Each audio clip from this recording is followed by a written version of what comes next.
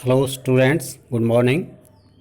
Students, आज हम statistics की इम्पोर्टेंस के बारे में बात करेंगे कि इसकी इम्पोर्टेंस इकोनॉमिक्स में क्या है।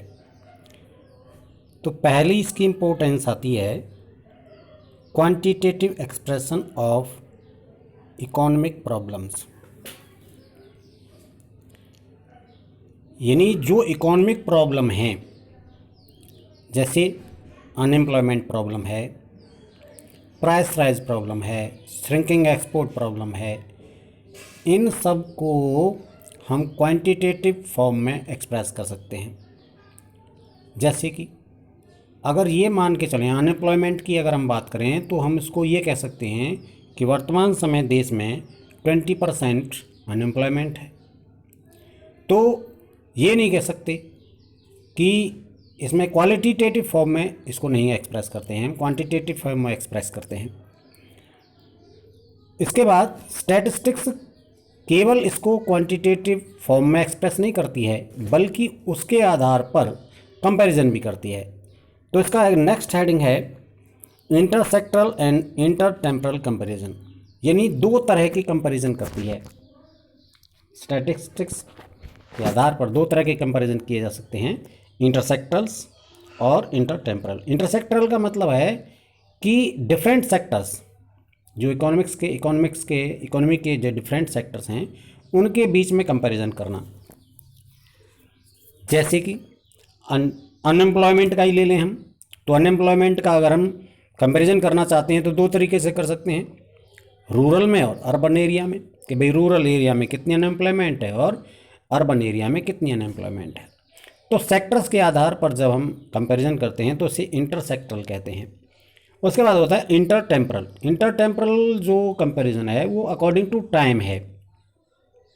अकॉर्डिंग टू टाइम में आप इस तरह कह सकते हैं, जैसे 2020 में 25% 25% लोग अनएम्प्लॉयड थे और 2010 में 40% लोग बेरोजगार थे। तो यहाँ हमने टाइम पीरियड ले लिया एक, और उस टाइम पीरियड के अकॉर्डिंग हम इसमें कंपैरिजन करते हैं।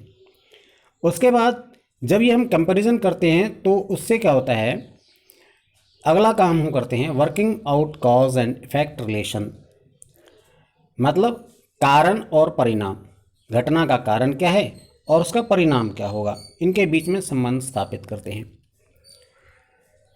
रिलेशनशिप निकालते हैं।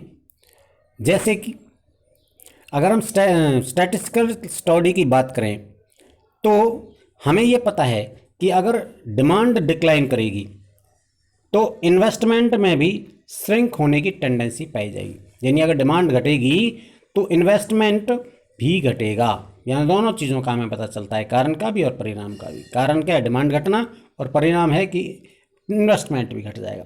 इसलिए यहाँ गवर्नमेंट को ये सजेस्ट किया जा सकता है कि वो डिमांड को बढ़ाए ताकि इन्वेस्टमेंट को इंक्रीज किया जा सके। उसके बाद आता है कंस्ट्रक्शन ऑफ इकोनॉमिक थ्योरीज और इकोनॉमिक मॉडल्स। जब हम कारण और परिणाम का संबंध स्थापित कर पाते हैं तो फिर वहाँ उसके आधार पर हम इकोनॉमिक थ्योरीज या इकोनॉमिक मॉडल्स का निर्माण करते हैं।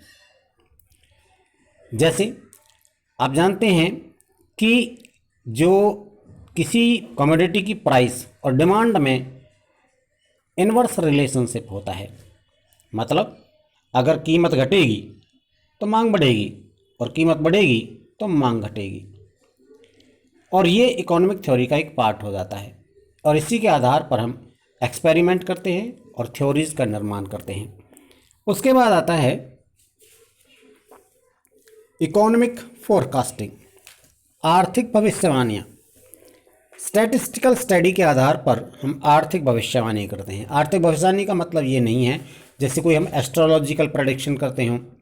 यहाँ हमारा मतलब है कि हम इकोनॉमिक सिग्निफिकेंस, आर्थिक महत्व की घटनाओं से संबंधित फ्यूचर के बारे में, कुछ घटनाओं के बारे में भविष्यवाणी करते हैं। जैसे अगर आप ये मान के चलें कि जैसे पिछले कुछ वर्षों का अर्थशास्त्रियों ने प्राइस लेवल का स्टडी की, तो वो आने वाले वर्ष का भी प्राइस लेवल के बारे में कुछ हद तक भविष्यवाणी कर सकते हैं, प्रेडिक्शन कर सकते हैं, फोरकास्टिंग कर सकते हैं, क्योंकि वो जो पिछले वर्षों का उन्होंने स्टडी किया है उसके आधार पर वो आने वाले प्राइस लेवल के बारे में अंदाज़ा लगा सकते हैं। उसके बाद आता है फॉर्मुलेशन ऑफ पॉलिसीज़।